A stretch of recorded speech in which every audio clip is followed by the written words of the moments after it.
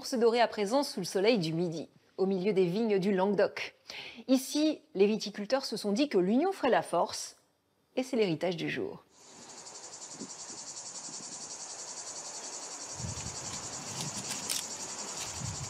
Il est mûr là. Il semble même mûr à point, ouais. Il est bien sucré. Qu'est-ce que c'est comme cépage celui-là? C'est du Mourvèdre. Du Mourvèdre.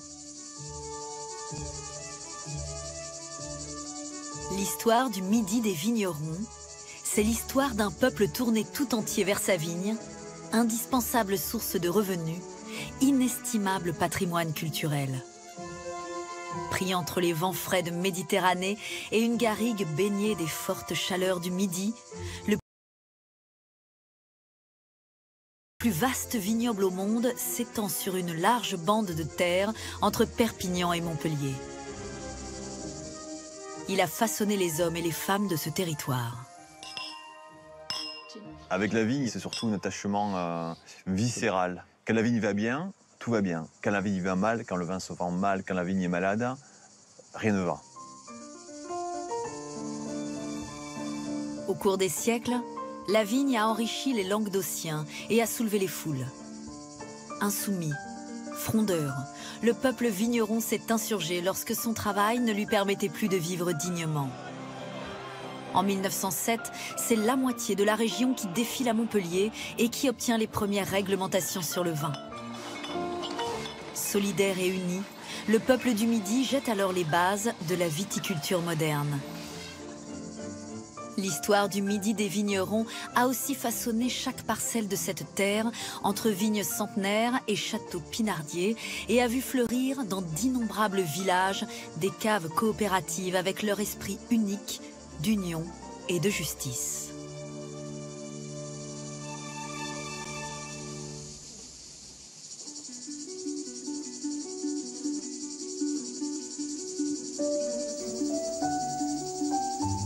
Sur cette terre, on vendange chaque fin d'été depuis le 5e siècle avant Jésus-Christ.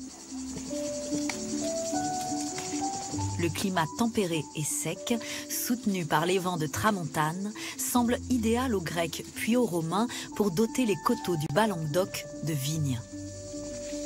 Il faut abreuver un empire en pleine expansion et la terre du Midi, riche de nombreux terroirs, révèle son potentiel. Le Languedoc, c'est des terroirs très variés. On a ce côté un peu continental des garrigues et on a ce côté méditerranéen, donc influence plus océanique, où justement là, on aura des climats un peu plus tempérés, avec des vins un peu moins forts, mais plus sur la finesse.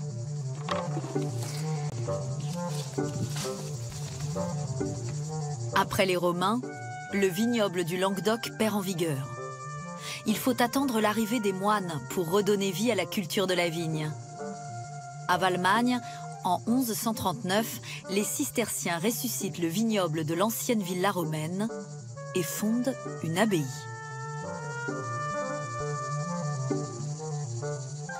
C'est les moines en fait qui avaient fait leurs armes en Bourgogne et par volonté d'expansion, dès qu'une abbaye arrivait à plus de 60 moines, il y en a 12 d'entre eux qui devaient partir et s'installer dans une autre abbaye. Les 3 critères en fait quand on installe une abbaye pour les moines sont accès à l'eau, calme absolu et grand terroir.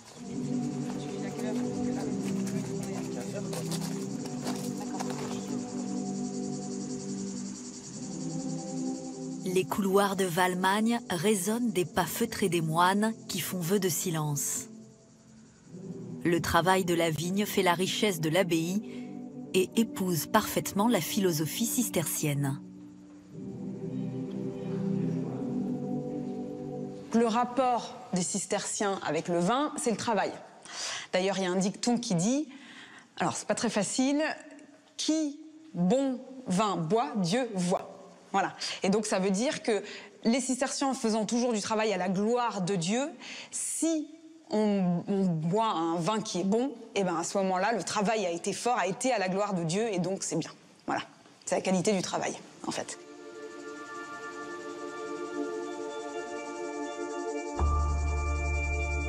À la Révolution française, l'abbaye de Valmagne, aujourd'hui devenue un monument historique, est réquisitionnée par l'État et vendue comme bien national. Un viticulteur de la commune voisine en fait l'acquisition. L'église de 83 mètres de long et de presque 25 mètres de haut est transformée en un immense chai.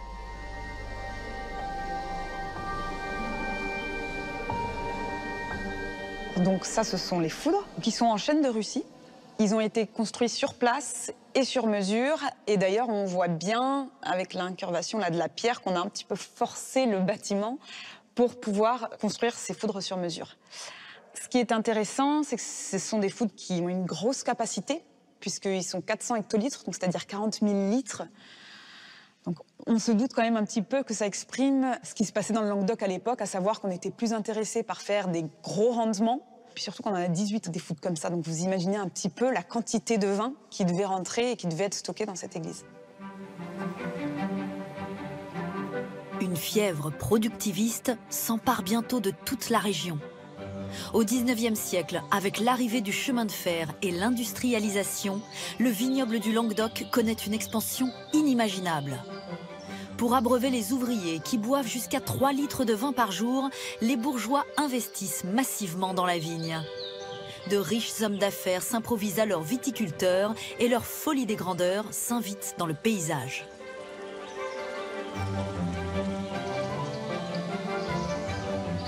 Leur château pinardier, fastueuse demeure aux allures parfois fantasques, émaille les environs de Béziers.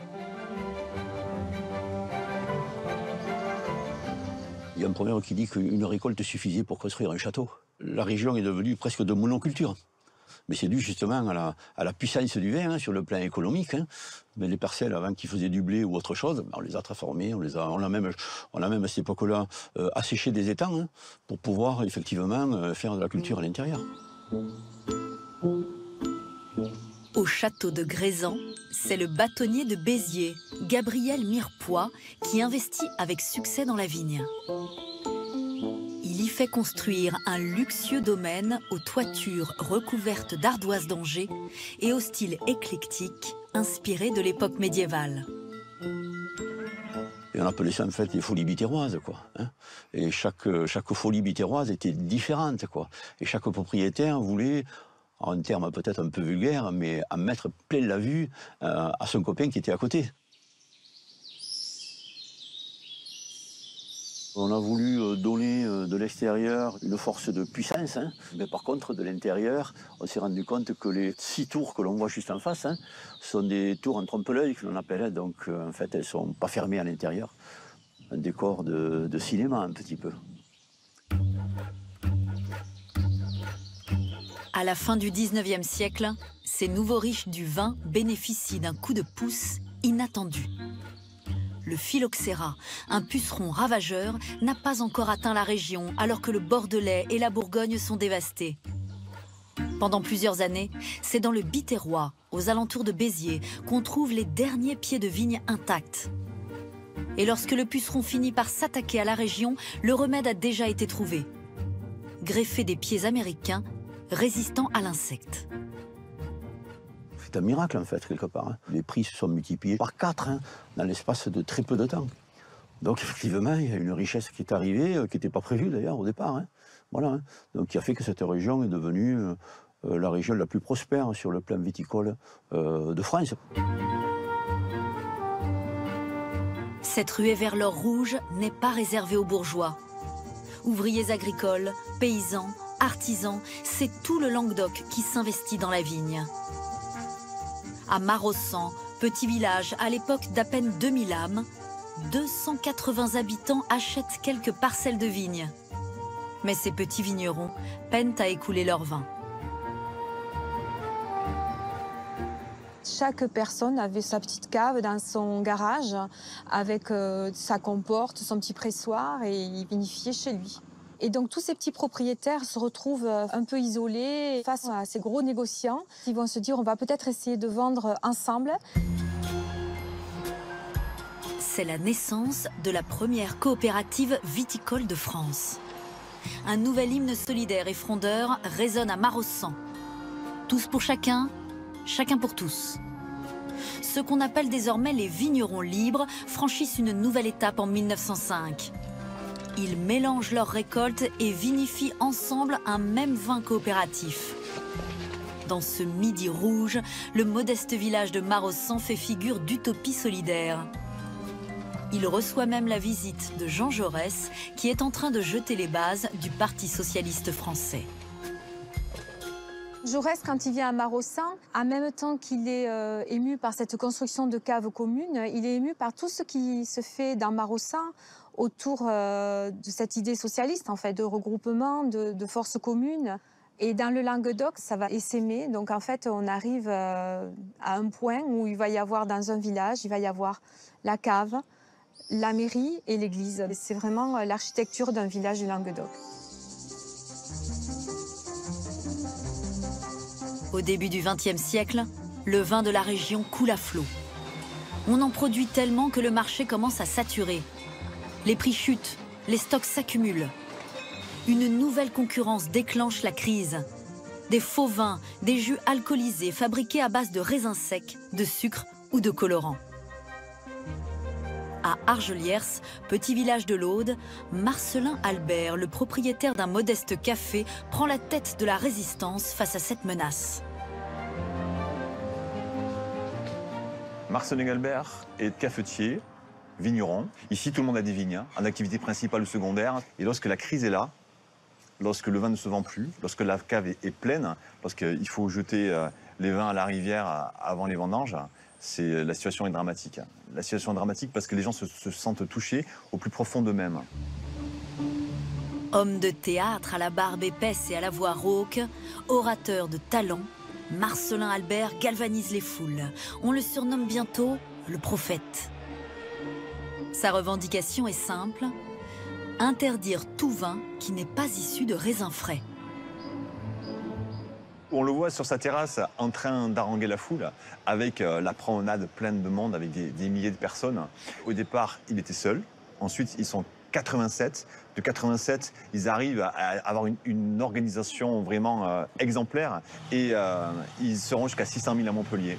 600 000, c'est quasiment tout le peuple du Midi qui est là pour revendiquer une vie plus juste.